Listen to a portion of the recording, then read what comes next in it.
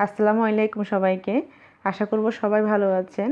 Dewas cooking ওয়ার্ল্ডে আপনাদের সবাইকে স্বাগত জানাচ্ছি।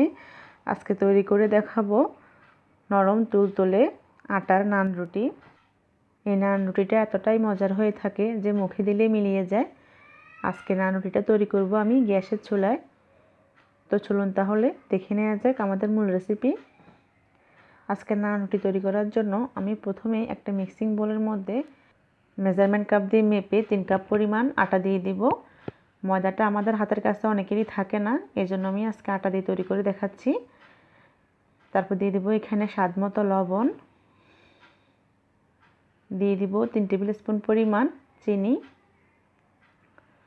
তারপর অ্যাড করব এখানে আমি 1 টেবিল স্পুন পরিমাণ ইস্ট। আমি এখানে 3 কাপ আটা নিয়েছি, সেজন্য আমি 1 টেবিল স্পুন পরিমাণ ইস্ট দিয়েছি। আপনারা যদি আটার পরিমাণটা কম বা বেশি নেন সেক্ষেত্রে ইস্টের পরিমাণটাও বাড়িয়ে বা কমিয়ে নিতে পারবেন। তারপর দিয়ে দিব এখানে 2 টেবিল স্পুন পরিমাণ গুঁড়ো দুধ। এখানে গুঁড়ো দুধটা কেন দিয়েছি আমি একটু পরেই বলছি।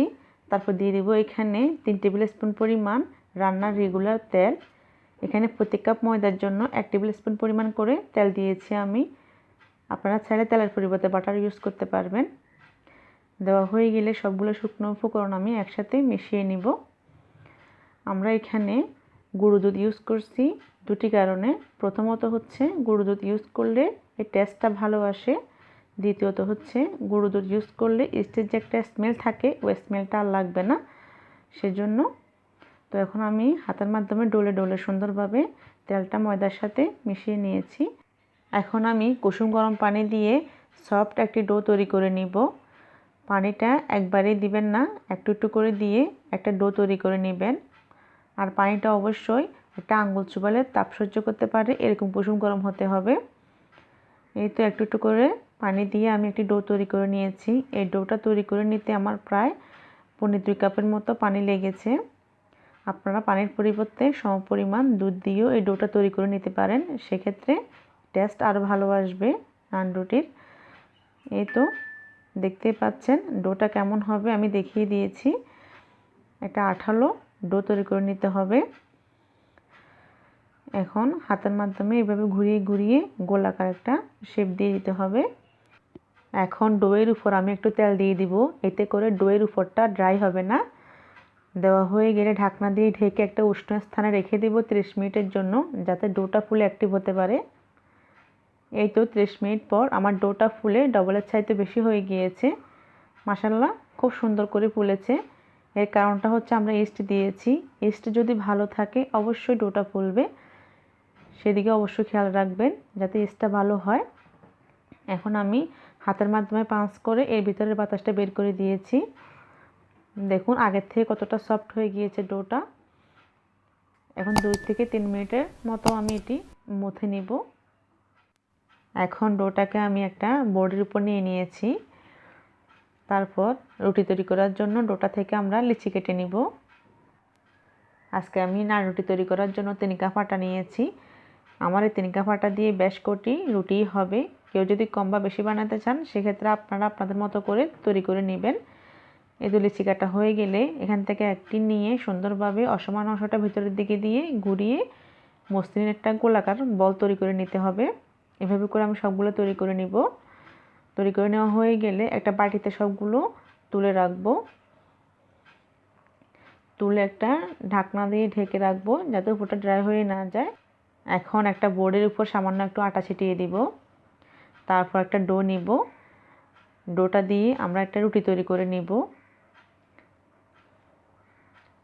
রুটি তৈরি করতে আমরা কম বেশি সবাই জানি, যদিও বা আমার রুটিটা এত সুন্দর হয় না, তারপরেও চেষ্টা করেছি আপনাদের সাথে যতটা পারি শেয়ার করার জন্য।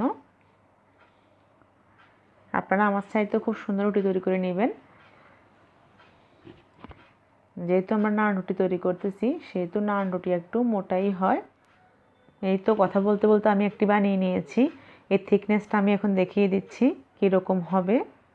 দেখে নিশ্চয়ই বুঝতে পারছেন কিভাবে তৈরি করে নিতে হবে। এই তো এইভাবে করে আমি সবগুলো তৈরি করে নিব।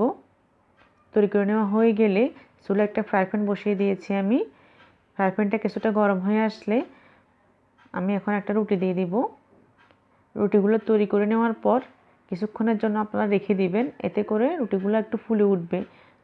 যখন কিছুটা ফুলে উঠবে সে পর্যায়ে আপনারা এটা সেঁকে নেবেন, তাহলে এটি অনেকক্ষণ পর্যন্ত সফট থাকবে। আর এই নান রুটি সেঁকে নেওয়ার নির্দিষ্ট কোনো সময় নেই, যতক্ষণ পর্যন্ত আপনার মনের মতো কালার না আসবে ততক্ষণ পর্যন্ত আপনি এটাকে সেঁকে নিতে পারবেন। আর অবশ্যই একটা কথা খেয়াল রাখতে হবে, চুলার আঁচটা অবশ্যই লো থেকে একটু বাড়ানো থাকবে।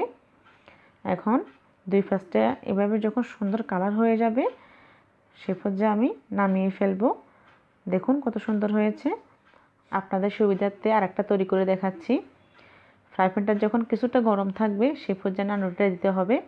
আর আমি আবারও বলছি, নান রুটিটা তৈরি করার পর অর্থাৎ বানিয়ে কিছুক্ষণ রেখে দিবেন, তাহলে কিছুটা ফুলে উঠবে। যখনই কিছুটা ফুলে উঠবে সে পর্যায়ে আপনারা রুটিগুলো সেঁকে নিতে পারবেন। আর সেঁকে নেওয়ার সময় অবশ্যই চুলার আঁচটা লো মিডিয়ামের মাঝামাঝি রাখবেন। এই তো কথা বলতে বলতে আমি আর একটা রুটি সেঁকে নিয়েছি। দেখুন কত সুন্দর একটা কালার এসেছে। এভাবে করে আমি সবগুলো তৈরি করে নিব। প্রতিটা নান রুটি খুবই সুন্দর হয়েছে এবং খুব সুন্দর একটা কালার এসেছে। যেহেতু ঘরে তৈরি করা নান রুটি, সেহেতু খুবই স্বাস্থ্যসম্মতভাবে বিকেলবেলা গরম গরম চায়ের সাথে গরম নান রুটি খুবই ভালোভাবে জমে যায়। তো আশা করছি আমার রেসিপিটা আপনাদের ভালো লেগেছে। ভালো লেগে থাকলে লাইক, কমেন্ট, শেয়ার করার অনুরোধ রইল। আর যারা প্রথমবারের মতো আমার চ্যানেলটা ভিজিট করতেছেন, প্লিজ চ্যানেলটা সাবস্ক্রাইব করে দিবেন, পাশে থাকা অল বাটন একটা ক্লিক করে দিবেন। আর ভিডিওটি ভালো লাগলে অবশ্যই একটা লাইক দিয়ে দিবেন। আমার ফেসবুক পেজ অথবা ফেসবুক গ্রুপে আপনারা জয়েন হতে পারেন, লিংক আমি ডিসক্রিপশন বক্সে দিয়ে দিব। আপনাদের কোনো রেসিপি থাকলে আমার গ্রুপের সাথে শেয়ার করতে পারেন। এখন একটা নান রুটি আমি ছিঁড়ে দেখাচ্ছি। দেখুন এর ভিতরটা কতটা পারফেক্ট হয়েছে, কত সুন্দর হয়েছে দেখতে। এই নান রুটি বাইরে রেখে 2 দিন পর্যন্ত সংরক্ষণ করে আপনারা খেতে পারবেন। আমার আজকের রেসিপিটি কেমন হয়েছে অবশ্যই কমেন্টস করে জানাবেন। আজকের মতো এখানে বিদায় নিব। কথা হবে নতুন কোনো ভিডিওতে। সে পর্যন্ত সবাই অনেক বেশি ভালো থাকবেন, আমাদের জন্য দোয়া করবেন। আল্লাহ হাফেজ।